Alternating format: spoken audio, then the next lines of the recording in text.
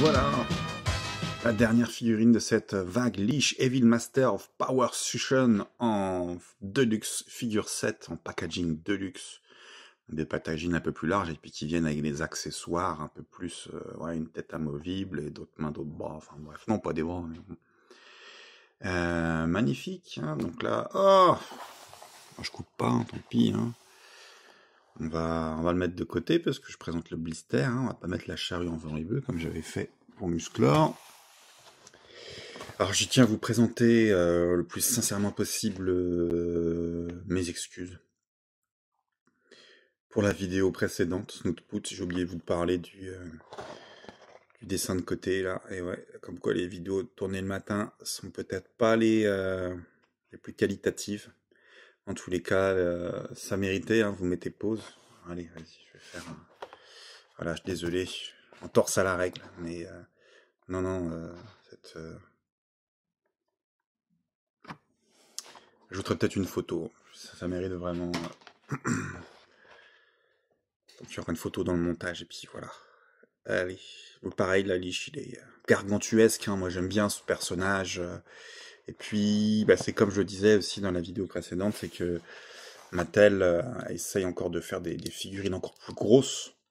Et c'est vraiment leur stratégie commerciale, puisque après la fin, d'après avoir terminé la gamme Master of the Universe, ils se sont dirigés vers Brave Star, et leur mot d'ordre a été de faire encore plus grand, encore plus gros. Et c'est vrai que Leash, il a déjà des traits précurseurs qui peuvent faire penser au Brave Star, hein, et ça peut vraiment être un personnage qu'on peut retrouver aux côtés de Fulmicor, par exemple, un peu plus petit, mais bon, je pense que vous voyez complètement ce que je veux dire si vous êtes familiarisé aussi avec l'univers de Brave Star. Je pense pas, malheureusement, à l'heure actuelle.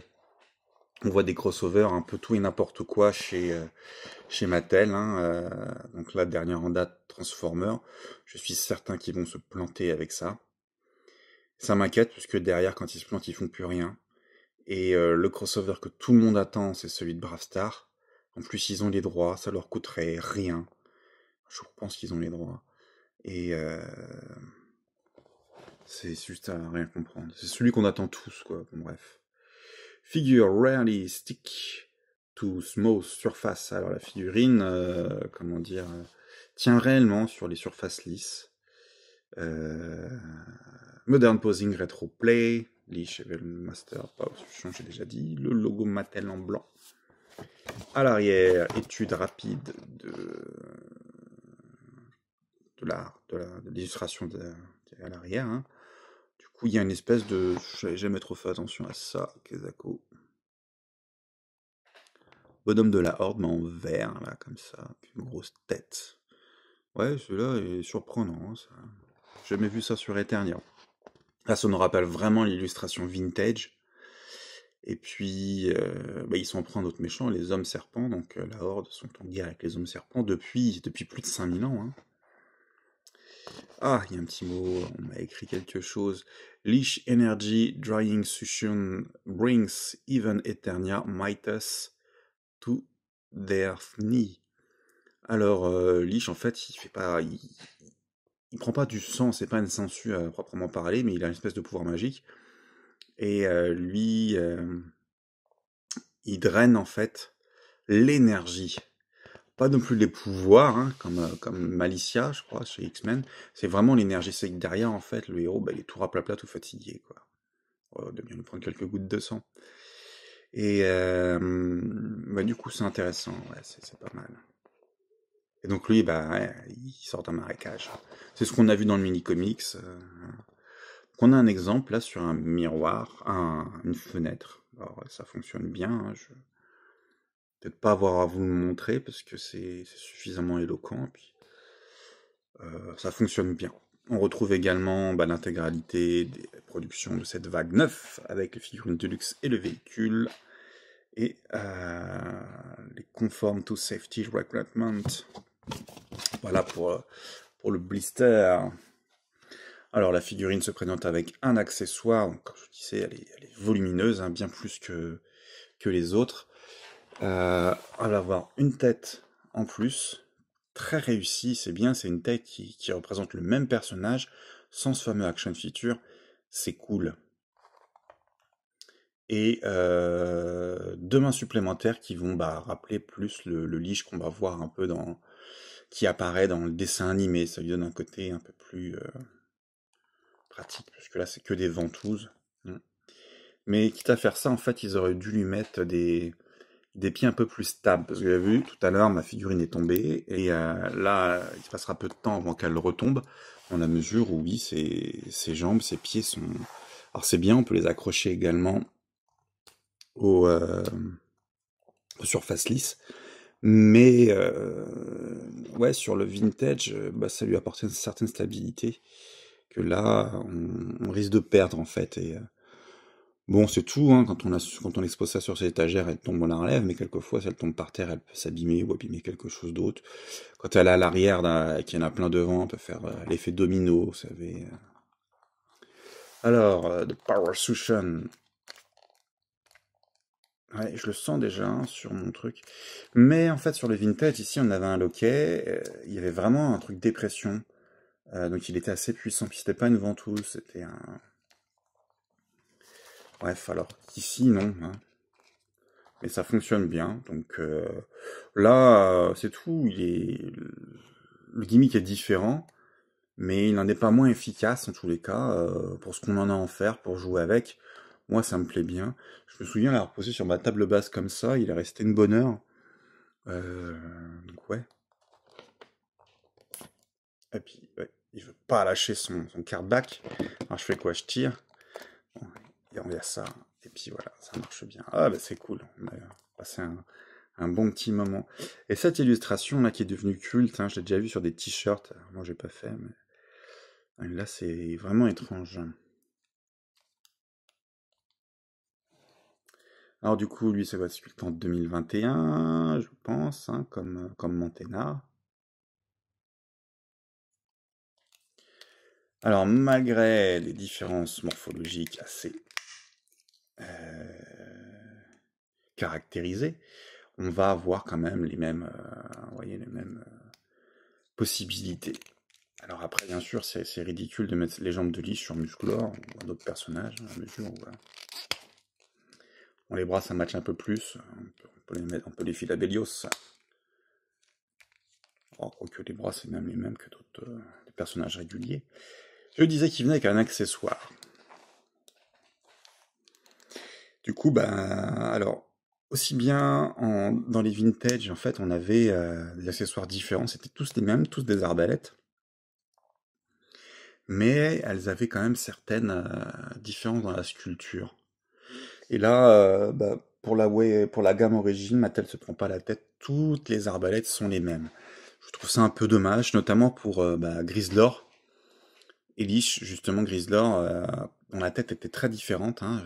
Vous regardez la figurine la vidéo de Grislor, j'explique ça dans le pack du PowerCon.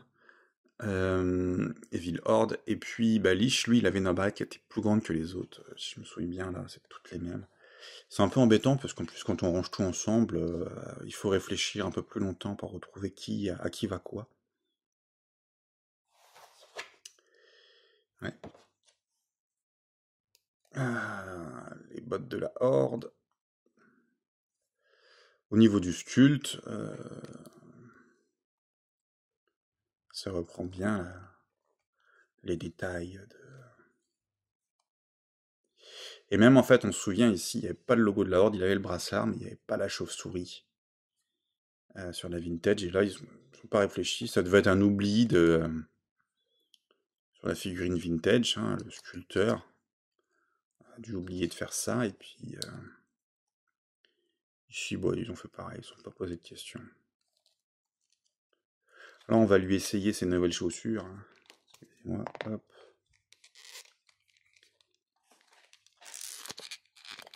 Oh, donc là, c'est peu dur.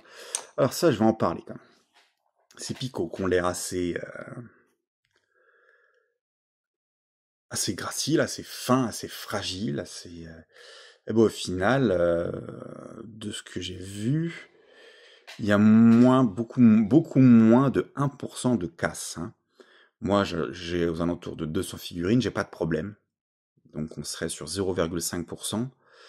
Si je tiens en compte tout ce que je vois sur Internet, j'en ai vu des gens qui s'en plaignaient qu'une seule fois, c'était sur une figurine de Cyclone. Du coup, ouais, on est à moins de 1% de casse, hein, ça doit être 0,2, je sais pas, moins que ça. Et c'est très bien, c'est très bien. C'est un plastique qui est très dur. Alors, c'est vrai que je le dis là, tu vois, maintenant que je vais avoir un problème. Non, ça va, tout va bien. Et on lui retire la tête. Alors du coup, notre liche, il est qu'à ça. Hop. C'est liche après avoir croisé Blade. Blade, Sorod, Wildor, c'est des personnages qu'on a envie de voir. Là, on est en 2025, alors aujourd'hui cette vidéo. Envie de voir ça dans la gamme Origins, mais Mattel ne semble pas se décider. Les gens, en fait, ils les ont produits pour la gamme Masterverse en se disant, tiens, il y a les impatients, les collectionneurs qui vont biter dessus. Ça, c'est une stratégie commerciale, je pense, assez payante. Et moi, non, je serais fort. En plus, là-dessus, je peux craquer sur certaines choses. Mais alors, sur Masterverse, regardez, on fait les mêmes en plus moche. Désolé hein, pour ceux qui les font, mais moi, c'est mon avis. Bah non, je serais... Alors moi, je mets par défaut le pouce en haut, mais je me demande si ce serait pas plus adéquat. Je sais pas. Bref, étrange que ce design des mains de liche, et puis d'autant plus que ça, c'est des mains auxquelles on peut pas faire grand-chose. Ouais, c'est bien, elles sont comme ça, je les ai bien mises.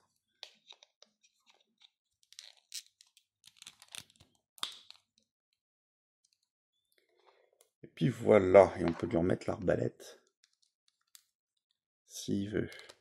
Alors, je sais pas pourquoi j'ai tendance à la mettre à gauche. Peu importe. Et du coup, voilà, j'arrive plus à l'équilibrer.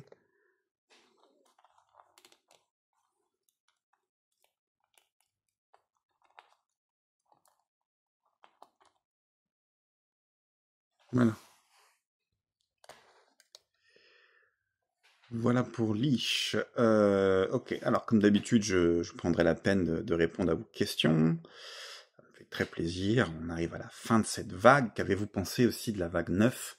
Vous pouvez commencer à me le dire. Attendez pas la dernière vidéo au sujet de Roton. Parce que toutes les figurines sont passées. Moi, j'ai mon coup de cœur là, bah, je les ai sous les yeux. Hein. Et là, on va pouvoir... Ce que j'aime bien aussi, c'est qu'on peut mettre... Pardon. Hop. Ce que j'aime bien aussi, c'est on peut lui laisser une main comme ça, une main ventouse ou autre. On peut l'accommoder à sa sauce. Alors voici les 6 figurines de la vague 9. Du coup, bah oui, on arrive à la fin tout doucement, il nous reste un véhicule. N'hésitez pas, vous pouvez me dire derrière tout de suite un petit peu ce que vous avez pensé de ces personnages. Pour ma part, j'ai mon coup de cœur, ça va être Montena. Dans ces figurines-là, Montena, mon tiercé, ça va être Montena, Snootspoot, Liche, ouais. Voilà pour mon placé, quoi. Et après, c'est vrai, en fait, pour moi, Skeletor, bah, il est pas si réussi que ça. Je suis assez déçu par certaines choses qui ont été prises trop à l'économique. Musclor, bah ouais, pour moi, c'est Musclor qui est déguisé en Musclor 2000X. Pas le Musclor que je pensais.